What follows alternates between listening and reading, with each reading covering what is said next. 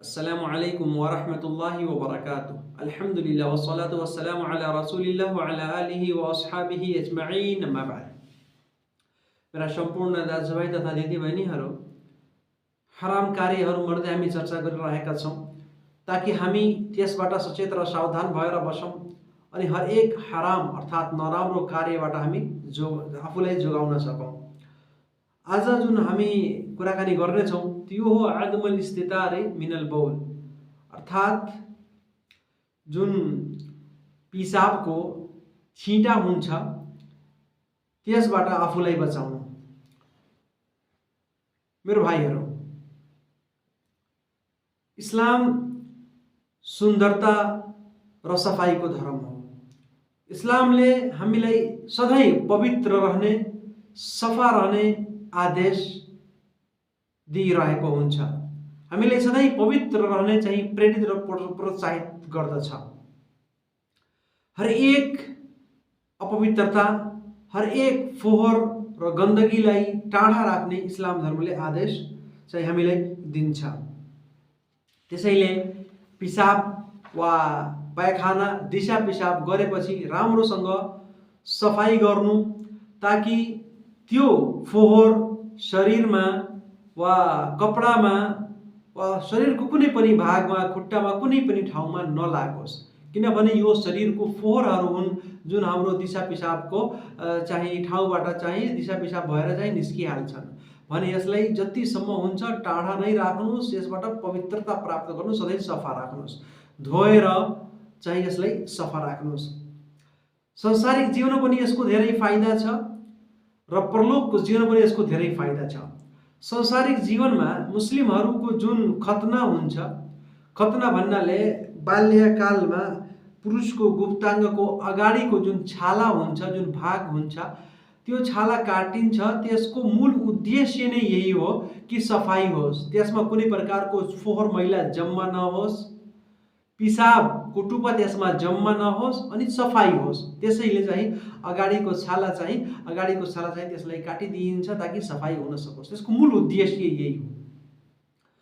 मेरो भाइहरू, यसमा धेरै फाइदाहरू छन्। जुन मनुष्यहरू चाहिँ मुसलमानी अर्थात् खतना गराउने गर्छन् उनीहरू यौन रोगबाट धेरै टाढा हुन्छन् अनि डाक्टरहरूले भन्दछन् कि उनीहरू चाहिँ यौन शक्ति धेरै हुन्छ। किनभने हरेक प्रकारको फोहोर र गन्दगीबाट, फोहोर र मलाइबाट तिनीहरू चाहिँ पवित्र भए, सफा भए। त्यसैले चाहिँ यसको धेरै फाइदा छ। दोस्रो कुरा, परलोकको जीवनमा पनि यसको धेरै फाइदा छ। जो व्यक्ति पवित्र रहन्छ अल्लाह तालाले पवित्र व्यक्तिहरूलाई मन पराउनुहुन्छ। इन्नल्लाह युहिब्बुत तव्वाबिन व युहिब्बुल मुतताहिरिन, अर्थात् अल्लाह तालाले क्षमा याचना गर्नेवाला र चाहिँ पवित्र रहनेवाला व्यक्तिहरूलाई के गर्नुहुन्छ? मन पराउनुहुन्छ, माया र प्रेम गर्नुहुन्छ। त्यसै गरी मेरो भाइहरू, मैले बताए थिएँ कि कबरमा चिहानमा चाहिँ यदि कोही व्यक्ति चाहिँ यसको ख्याल गरिरहेको छैन, दिशा पिसाबबाट सचेत र सावधान छैन, पवित्रता प्राप्त गरिरहेको छैन भने त्यसको कबरमा यो अजाबको कारण हुन्छ, त्यसको सजाय तथा यातनाको कारण हुन्छ। हो, रसूल सल्लल्लाहु अलैहि वसल्लमले भन्नुभएको छ कि अब्दुल्लाह इब्न अब्बास रज़ियल्लाहु अन्हुको वृत्तान्त हो कि रसूल सल्लल्लाहु अलैहि वसल्लम चाहिँ को गुजर भयो। रसूल सल्लल्लाहु अलैहि वसल्लम जाँदै हुनुहुन्थ्यो कि त्यहाँ दुईटा कबर थियो। रसूल सल्लल्लाहु अलैहि वसल्लमले त्यो कबरलाई हेर्दै भन्नुभयो कि यसभित्र यो दुई कबर छ, यसभित्र यी मनुष्यहरूलाई चाहिँ यातना दिइरहेको छ, यातना अर्थात् सजाय भइरहेको छ यिनीहरूलाई, अनि यिनीहरूलाई कुनै ठुलो वा भयङ्कर पापले चाहिँ सजाय भइरहेको छैन, यातना चाहिँ दिइरहेको छैन। बलु यसमा प्रथम व्यक्ति चाहिँ जुन थियो त्यो ला यस्ततिरु मिनल बौल, त्यो आफ्नो पिसाबलाई राम्रोसित सफा गर्दैनथ्यो। त्यसको कपडामा, त्यसको लुगामा, त्यसको शरीरमा त्यो पिसाबको टुप्पा लाग्दथ्यो। व दोस्रो व्यक्ति चुगली गर्दथ्यो, निन्दा गर्दै थियो। दोस्रो व्यक्ति चाहिँ एक अर्काको कुरा यताउता चाहिँ लगाउने हिँड्थ्यो भने त्यसैले ती दुवैजनालाई कबरमै अजाबको सजाय सुनाइयो अनि कबरमा तिनीहरूलाई अजाब दिइयो। परलयको जिनमा जुन सजाय हुन्छ, जुन यातना दिइन्छ, सजाय दिइन्छ, त्यो त छुट्टै कुरो हो। कबरमै तिनीहरूको चिहानमै आगो लाग्यो। त्यसैले मेरो भाइहरू, पिसाबबाट नबच्नु यो कबरको सजायको कारण हुन्छ। के गर्छन् मेरो भाइहरू चाहिँ आजको यस समयमा? वा त उभिएर दिसा पिसाब गर्छन्, अनि फेरि यति चाँडो चाँडो गर्छन् कि राम्रोसँगले दिसा पिसाब गरेका छैनन्, अनि लुगा लगाइलिन्छन्, प्यान्ट माथि चढाइलिन्छन्, कट्टुमा पिसाबको टुप्पा चाहिँ निस्किहाल्छ, पसिहाल्छ। यो नपाक भयो त्यो व्यक्ति, अनि यो एकदमै नराम्रो कुरो हो।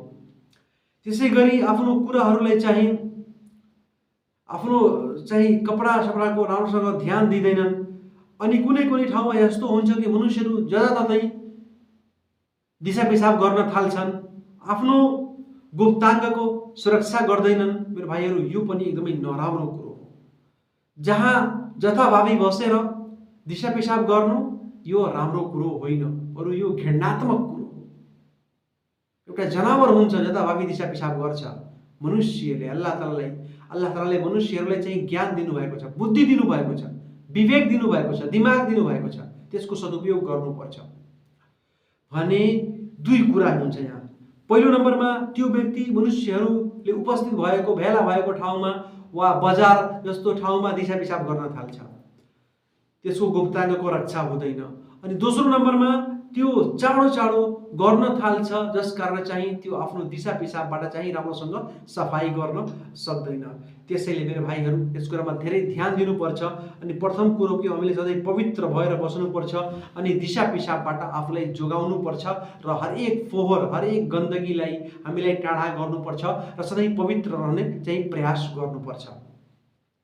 दोस्रो कुरा मेरो भाइहरू जुन यस पाठमा छ त्यो हो अतसम्मुउ इला हदीथ कौमिन वहुम लहु कारिहुन, अर्थात् कुनै व्यक्तिको कुरा ध्यान दिएर कान लगाएर सुन्नु, अनि त्यस व्यक्तिले यसलाई मन पराइरहेको छैन, कुनै चाहिँ त्यस व्यक्तिले मन पराइरहेको छैन, अप्रिय चाहिँ त्यसले बुझिरहेको छ, अनि तपाईँ जानुस् भित्ता कहाँ उभिएर, त्यसको घरको ढोका कहाँ उभिएर त्यस व्यक्तिको कुरा सुन्नु, वा त्यस खालका मान्छेहरूको कुरा सुन्नु जसलाई जासुसी भनिन्छ, जासुसी गर्नु, यो मेरो भाइहरू हराम छ। अल्लाह तालाले भन्नुभएको छ वला तजस्ससु, अर्थात् जासुसी नगर्नु, जासुसी नगर्नु। अनि तबरानीको सही हदिसमा छ रसूल अकरम सल्लल्लाहु अलैहि वसल्लमले भन्नुभयो मन इस्तमाअ इला हदीथ कौमिन वहुम लहु कारिहुन, जुनसुकै व्यक्तिले कुनै कौम कुनै समुदायका मान्छेहरूको कुरा सुन्न प्रयास गरिरहेको छ, कुरा सुन्ने चाहिरहेको छ, त्यसको प्रयास गरिरहेको छ, तिनीहरू नजिक गएर ढुका लागेर जासुसी गर्दै गोप्य रूपले छुपेर लुकेर तिनीहरूको कुरा चाहिँ सुन्दै गर्छ भने रसूल सल्लल्लाहु अलैहि वसल्लमले भन्नुभयो सुब्ब फी उज़नैहि अल-आनाक यौमल क़ियामा, अर्थात् परलोकको जीवनमा प्रतिफल र परलयको दिनमा त्यसको कानमा पग्लेको सिसा हालिन्छ। हेर्नुहोस्, कुनै व्यक्तिले आफ्नो कानले यस्तो कुरा सुन्ने प्रयास गरिरहेको छ भने त्यसको कानमा गरम अर्थात् चाहिँ तातो तेल होइन, पग्लेको सिसा जुन चाहिँ एकदमै पग्लिरहेको हुन्छ, त्यस खालको सिसा चाहिँ त्यसको कानमा हालिन्छ। त्यसैले यसबाट बाँच्ने प्रयास गर्नु मेरो भाइहरू।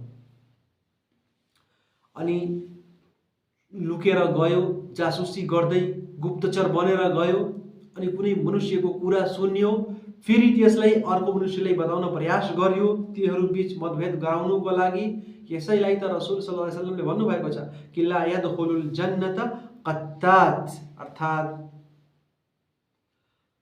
चुगलखोर, चुगली गर्नेवाला, गिबत गर्नेवाला, चुगली गर्नेवाला व्यक्ति चाहिँ मेरो भाइहरू स्वर्गमा प्रवेश पाउने छैन, स्वर्गमा चाहिँ प्रवेश पाउने छैन। अन्तिम कुरो मेरो भाइहरू जुन यस पाठमा छ मेरो, त्यो एकदमै महत्त्वपूर्ण छ। त्यो पनि त्यो के हो कि सुउल जार वा सुउल जिवार, अर्थात् नराम्रो छिमेकी। तपाईको दुष्कर्मबाट कुनै छिमेकीलाई दुख पुगिरहेको छ, हानि र नोक्सानी पुगिरहेको छ भने तपाईँ नराम्रो व्यक्ति हुनुहुन्छ।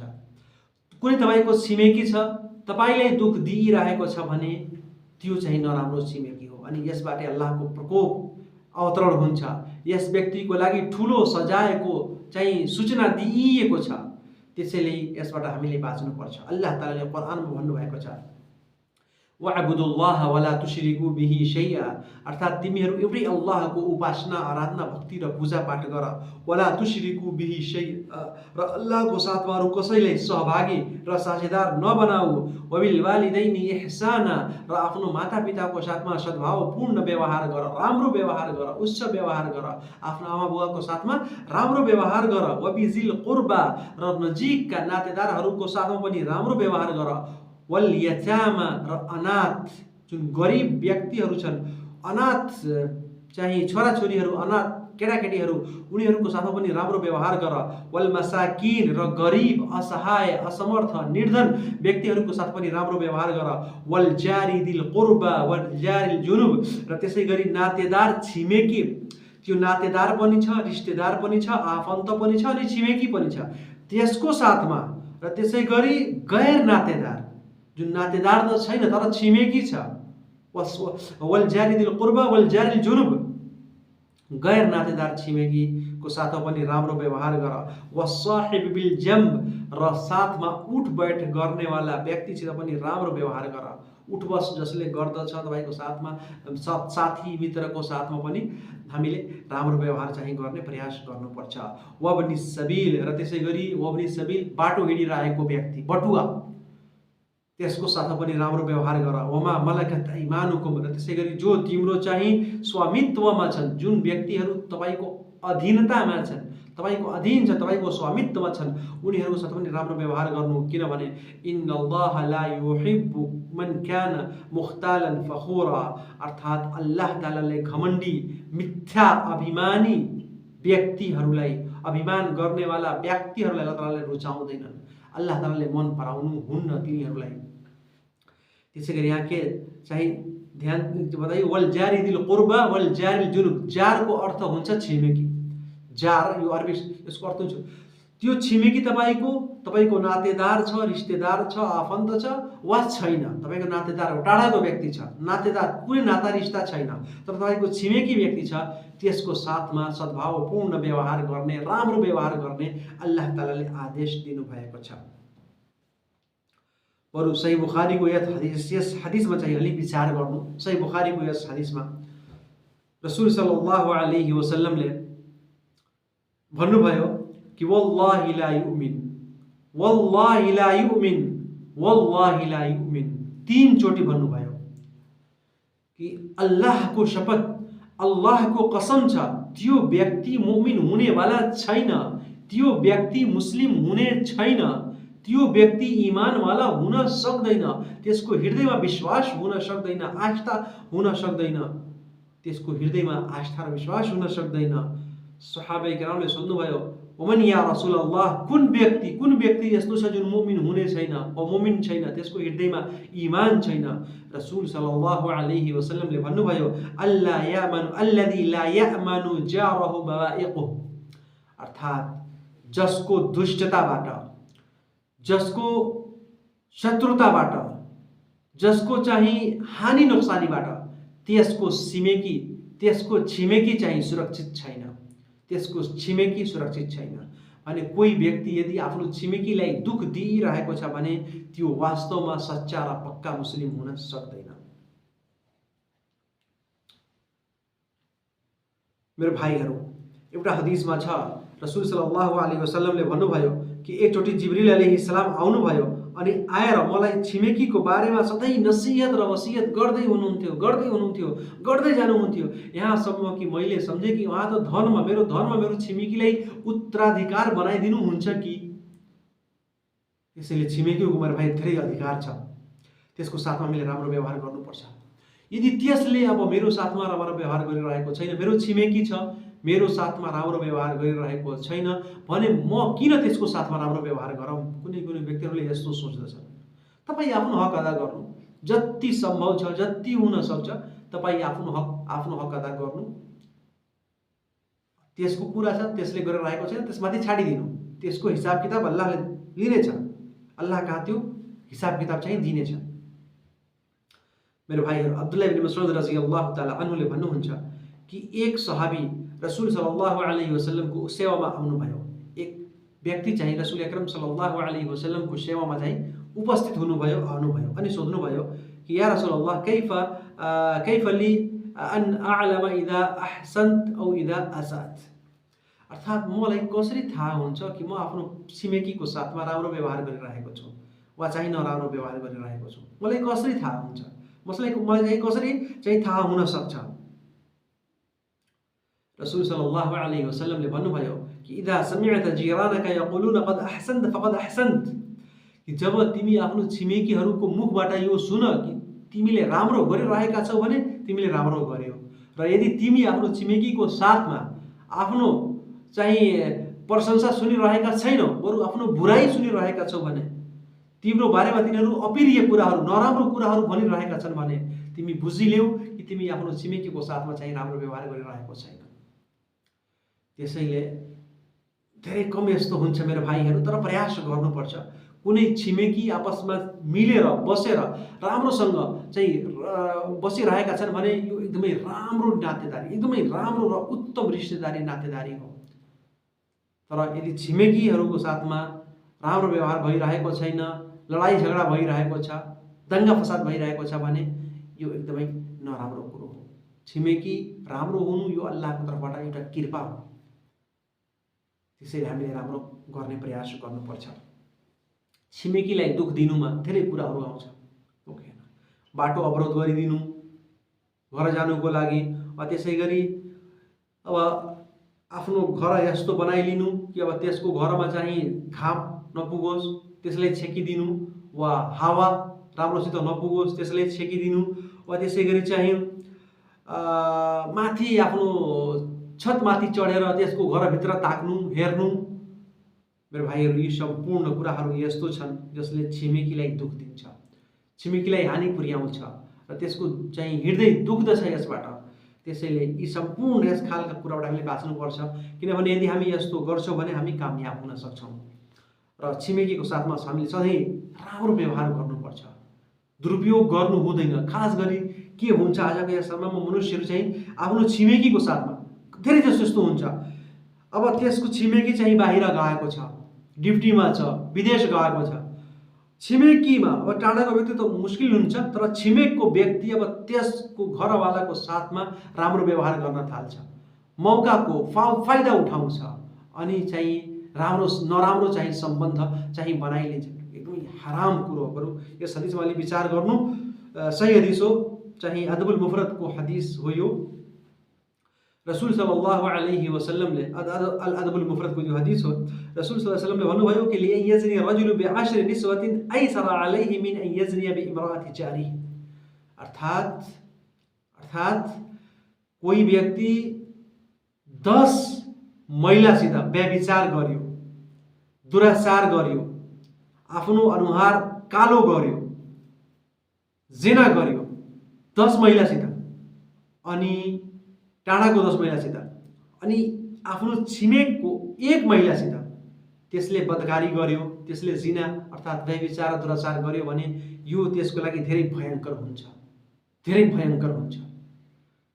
त्यसै गरी यदि कोही व्यक्तिले आफ्नो छिमेकको घरमा चोरी गर्यो, आफ्नो छिमेकीको घरमा चोरी गर्यो भने बाहिरको टाढाको 10 जनाको घरमा चोरी गर्नुभन्दा धेरै भयङ्कर पाप हो, धेरै ठुलो गुनाह हो यो मेरो भाइहरू। त्यसैले हामीले सधैँ छिमेकीको साथमा राम्रो व्यवहार गर्नुपर्छ। खास गरी जब कोही उहाँको साथी वा समर्थन गर्नेवाला वा उहाँको हेल्प र सहायता र सहयोग गर्नेवाला छैन भने त्यस अवस्थामा हामीले उहाँको सहयोग र सहायता गर्नुपर्छ र नराम्रो फाइदा उठाउनु हुँदैन, मौकाको वा समयको चाहिँ नराम्रो उपयोग गर्नु हुँदैन, एकदमै नराम्रो कुरो हो। त्यसैले मेरो भाइहरू, हामीले के बुझ्यौँ आजको यस पाठमा कि नराम्रो छिमेकी एकदमै नराम्रो कुरो हुन्छ, नराम्रो छिमेकी भन्नु जायज छैन। र त्यसै गरी दोस्रो कुरा चाहिँ कुनै व्यक्तिको कुरा चाहिँ गुप्त रूपले गुप्तचर भएर वा जासुसी गरेर सुन्नु पनि जायज छैन। र तेस्रो नम्बरमा चाहिँ दिशा पिसाबबाट हामीले राम्रोसँग सफाई गर्नुपर्छ। अल्लाह तालाले हामी हरेक दिनलाई भन्नु र सुन्नुभन्दा अझ धेरै अमल गर्ने चाहिँ तौफिक प्रदान गरून्। आमिन। वस्सलामु अलैकुम वरहमतुल्लाहि वबरकातुहू।